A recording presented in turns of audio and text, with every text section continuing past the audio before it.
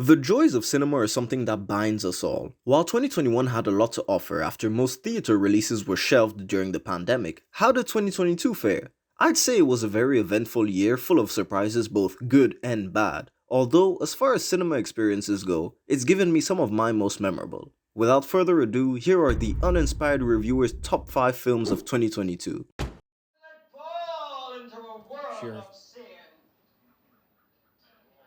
You ought to come take a look at this. Set in 1979, a group of young actors eager to shoot an adult film arrive at their farmhouse location, but after the owners find out their intentions, all hell breaks loose and becomes a fight for survival. X is an incredibly well-directed film from start to finish, with amazing performances from every single cast member no matter how minor the roles were, paying homage to great slashers and horror films of the 70s and 80s while retaining its own vision, managing to shift genres drastically halfway through the film. A very entertaining watch, delivering even more than promised in the trailers, with pretty decent character work, turning basic stereotypes into actual people you feel like rooting for. Easily one of the best original films of its genre to come out in a long time.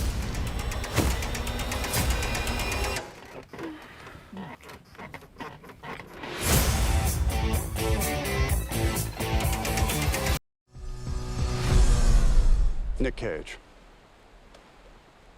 Nicolas Cage plays a semi-fictional version of himself, creatively unfulfilled, estranged from his wife and daughter, all the while facing financial ruin. He accepts a $1 million offer to attend a superfan's birthday with whom he develops a real friendship, until Cage is recruited by the CIA to take him down after being informed his friend runs an international arms trade empire. The unbearable weight of massive talent was hands down one of the funniest films I had seen on the big screen in years, finding it hard to contain my laughter in the theater. The entire film is a Nicolas Cage celebration of not only his career but who he is as a person. He and Pedro Pascal ooze charisma and have such good on-screen chemistry, sometimes you don't even care about the plot, just enjoying their banter feels like enough. Cage fully embraces the meme in a funny but ultimately heartfelt story about family, friendship, change, and self-love. The first two acts do outshine the finale that becomes a full-blown action flick, although you can't help but appreciate how much effort the writers put into making a meta-commentary centered film without falling into the hole The Matrix Resurrections did the year prior. You're Nick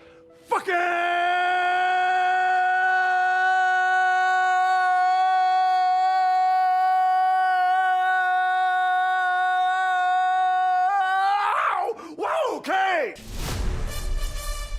You must choose between kindness for your kin or hate for your enemies.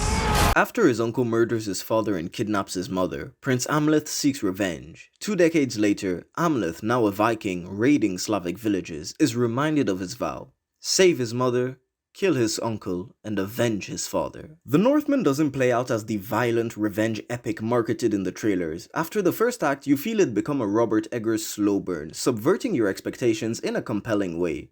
A very realistic personal tale that balances a lot of themes such as fate, sacrifice, the innocent view of a complex world, never letting you clearly see the right evil, ultimately presenting different points of views, leaving the morality of the character's actions up to the viewer's interpretation. Adding to the story is Eggers' impeccable direction and visual style, not to mention everyone's top-notch acting, with Alexander Skarsgård as the clear standout able to dominate every scene he's in. Eggers captures what makes Vikings so fascinating in today's culture, from the spiritual side to extreme violence. Also, in today's world of wanting to show women as strong and independent only because they can command armies and take down men 3 times their size, the Northman's female characters are able to put all of our modern sensibilities to shame. It's to be seen to be believed in a tale that grips you from the first scene till the credits start rolling.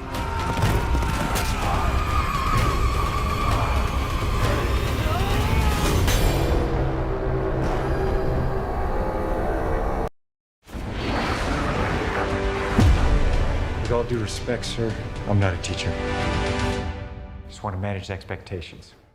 Set over 30 years after the original, Maverick is a test pilot for a government agency who gets called in by Top Gun, the Navy strike fighter tactics school, to train pilots, including his former wingman's son, for a strike on a foreign nuclear research facility. Maverick has to not only make them work as a team to survive the mission, but also confronting his guilt from Goose's death while turning himself into the leader his subordinates need. It's safe to say Top Gun Maverick was my best cinema experience of 2022, and shit, even though it's out on digital, my local theaters up here in France are still full. This film treats its legacy characters with respect, having Maverick as a capable leader still kicking and screaming doing what he loves best. Iceman rightfully in the rank of Admiral, all the while dealing with Val Kilmer's real-life condition in a touching, respectful manner. It's not only a good film, but a fantastic sequel, a very hard thing to do considering the first film came out 35 years ago. Kind of like films from Hollywood's golden age, the simple narrative paves the way for interesting character dynamics that drive the entire film,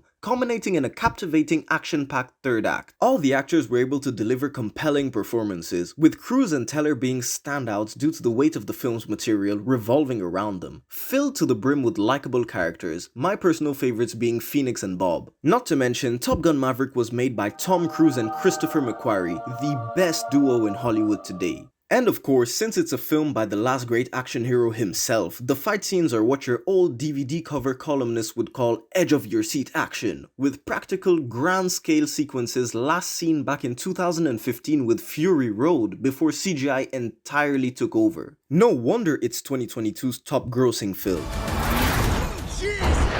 Having any fun yet?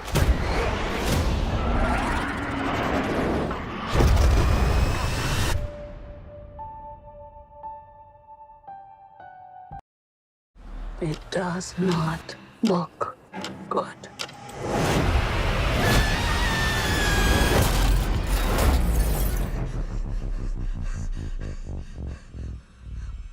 What's happening? Evelyn runs a failing laundromat being audited by the IRS with her husband and teenage daughter to whom she's become increasingly distant due to her work. Evelyn's rocky marriage and strained relationship with her daughter becomes increasingly unraveled when she gets caught up in a fight for humanity as she must connect to different versions of herself in parallel universes to stop Jobu Tupaki, who intends on destroying the multiverse. Everything Everywhere All at Once is not only my favorite film of 2022, it's one of the best films I have ever seen and probably ranks in my top 10 of all time. The story is a touching family drama, plain and simple, using the multiverse aspect to its advantage as metaphors of the real world. I don't want to go too much into detail as the film is better when going in with a totally blank slate. It has some of the best character work you've probably seen in a while, subtle and multi-layered, mixed with a compelling hero's journey bound to leave you in tears. It's a film that doesn't end when the credits roll, as the themes presented and dealt with are things every single one of us go through on our day-to-day lives. I had actually been anticipating the next Daniels film impatiently since 2016 after seeing their genius with Swiss Army Man. The fact that we have a film where someone can ram a trophy in their ass to connect with a version of themselves in a parallel universe that knows martial arts, absorb their skills to be able to use in a present situation, and turns out not to be an absolute mess amazes me. The film also boasts an incredible cast with mesmerizing performances, beautifully choreographed fights, and incredible filmmaking. I cannot praise the writing enough. This is a film for everyone. There's almost every genre in here with a cohesive, entertaining story that really makes you appreciate cinema as a real art form.